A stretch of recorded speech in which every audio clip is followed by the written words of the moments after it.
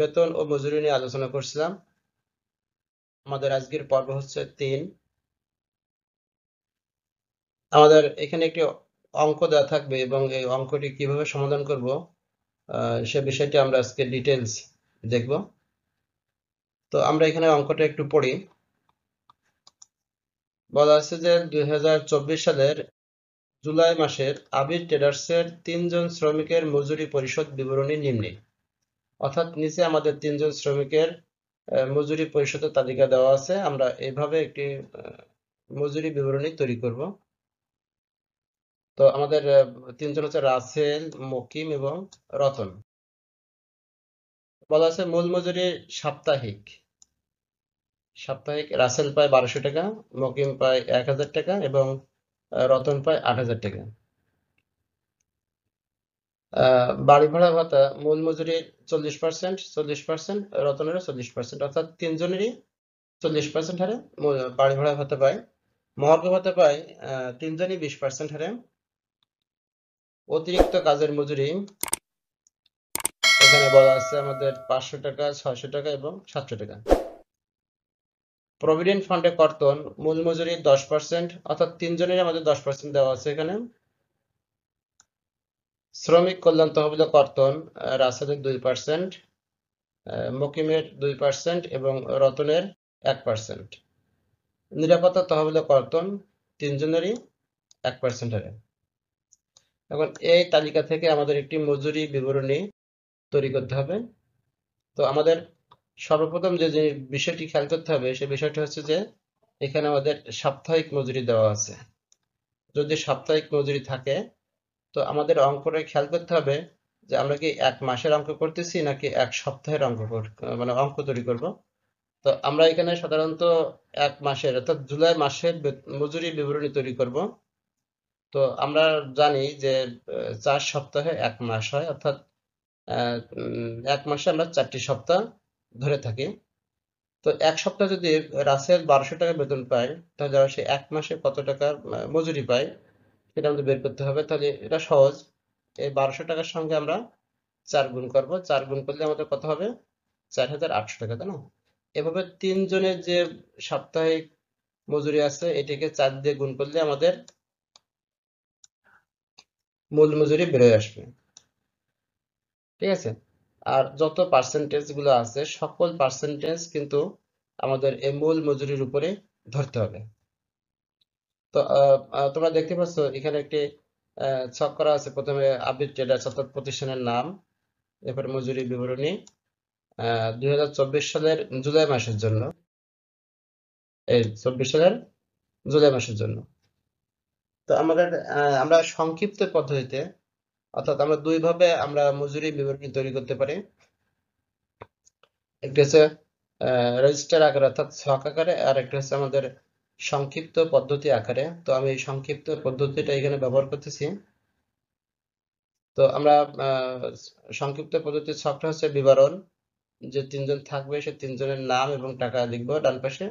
এর ডান পাশে আমরা অতিরিক্ত মোট টাকা নামে একটা ঘর বা কলাম করতে পারি।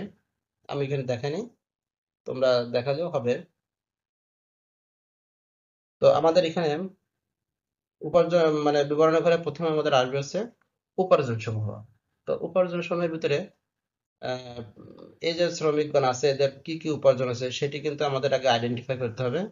তো আমরা দেখতে পাচ্ছি মূল মজুরি একটি একটি উপার্জন, বাড়ি ভাড়া ভাতা এটি উপার্জন, মহার্ঘ ভাতা উপার্জন এবং অতিরিক্ত কাজের মজুরি, অর্থাৎ এখানে 4টি উপাদান আছে উপার্জনের ভিতরে যাবে। তো আমরা 4টি উপাদান এখানে লিখি। মূল মজুরি লিখলাম। রাসেলের মূল মজুরি কত টাকা? এখানে ছিল 1200 টাকা, আমরা এখানে লিখছি 4800 টাকা। এটি কিভাবে বের করলাম? আমি এখানে দেখা দিচ্ছিলাম যে সাপ্তাহিক মজুরিকে যদি আমরা 4 দিয়ে গুণ করি তাহলে 1 মাসের মজুরি বেরোয় আসবে, তাই না? অনুরূপভাবে মকিমের ছিল এখানে 1000 টাকা সাপ্তাহিক, 1000 টাকা আমাদের এখানে 4 দিয়ে গুণ করলে হয়েছে 4000 টাকা। এবং রতনের ছিল এখানে 8000 টাকা সাপ্তাহিক, 4 দিয়ে গুণ করলে হবে আছে আমাদের 32000 টাকা। আশা করি আমাদের এই মূল মজুরিটা সবার ক্লিয়ার। এরপরে আসে আমরা বাড়ি ভাড়া। তো বাড়ি ভাড়া ভাতাটা এখানে বলা আছে মূল মজুরির উপরে হবে। তো আমাদের রাসেলের মূল মজুরি হচ্ছে 4,800 টাকা। এই 4,800 টাকার উপরে 40% ধরতে হবে, অর্থাৎ আমরা যদি 4,800 টাকার উপরে 40% করি তাহলে আমাদের টাকা আসে 1,920 টাকা। মকিমের আছে মূল মজুরি 4,000 টাকা, এর 40% করলে হয় 1,600 টাকা। এবং রতনের আছে 32,000 টাকা, এই 32,000 টাকার 40% করলে হবে 12,800 টাকা। এরপর আসে মহার্ঘ ভাতা। মহার্ঘ ভাতার সবার 20%, অর্থাৎ যত পার্সেন্টেজ সবগুলো আমরা এই মূল মজুরির উপরে ধরবো। তো আমাদের রাসেলের হবে আছে 960 টাকা, মকিমের 800 টাকা এবং রতনের হচ্ছে 6,400 টাকা। অতিরিক্ত কাজের মজুরি, এখানে অতিরিক্ত কাজের মজুরি কিন্তু বের করে দেওয়া আছে যে রাসেল 500 টাকা, মকিম 600 টাকা এবং রতন 700 টাকা।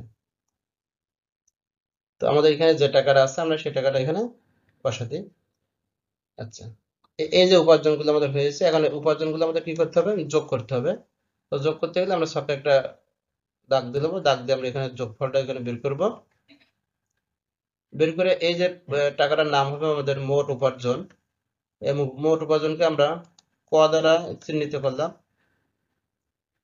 এরপরে টাকাটা নিচে একটু দাগ দিব। এরপর আমাদের কাজ হচ্ছে কর্তন সমূহ বের করা। তো বাকি যে তিনটে উপাদান আমরা এখানে দেখতে পাচ্ছি যে প্রভিডেন্ট ফান্ডে কর্তন, শ্রমিক কল্যাণ তহবিলে কর্তন, নিরাপত্তা তহবিলে কর্তন, এই তিনটে উপাদান আমরা এখানে লিখব। তো আমরা প্রভিডেন্ট ফান্ডে কর্তন লিখলাম এবং টাকাটা বের করবো হচ্ছে আমাদের এই যে মূল মজুরি আছে, এই মূল মজুরির উপরে আমরা এখানে 10% বলা আছে, 10% করলে আমাদের 4,800 টাকা 10% হচ্ছে 480 টাকা এবং 4,000 টাকা 10% হবে হচ্ছে 400 টাকা এবং 32,000 টাকা 10% 3,200 টাকা। শ্রমিক কল্যাণ তহবিলে কর্তন 2%, তাহলে আমরা 4,800 টাকা 2% করলে হবে 96 টাকা এবং মকিমের 80 টাকা এবং রতনের 320 টাকা। নিরাপত্তা তহবিলে কর্তন, নিরাপত্তা তহবিলে কর্তন হবে 1% করে।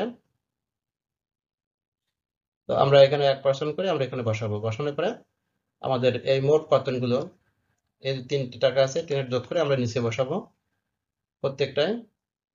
আচ্ছা, যোগ করার পরে আমরা এটাকে একটা নাম দেবো, নামটা হচ্ছে মোট কর্তন। যেহেতু আমরা এখানে কর্তন সময় লিখছি তাহলে এর নাম হবে আমাদের মোট কর্তন, তাই না?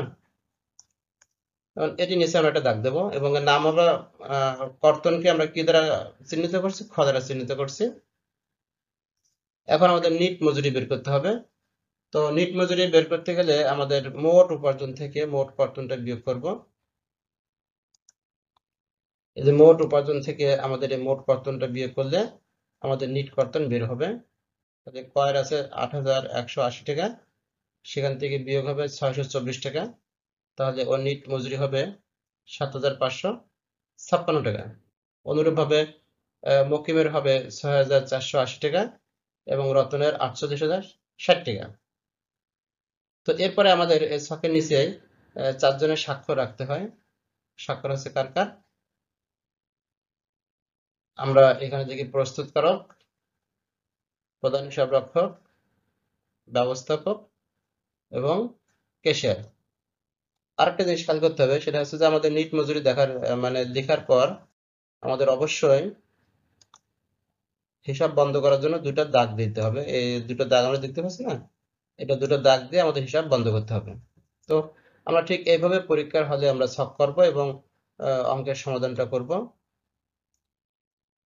তো এই ছিল আমাদের আজকের তৃতীয় পর্বের ক্লাস। আমরা পরবর্তী ক্লাসে বেতন মজুরির আরো একটি গাণিতিক সমস্যার সমাধান করব। তো সকলকে ধন্যবাদ আজকের ক্লাসে থাকার জন্য। আল্লাহ হাফেজ।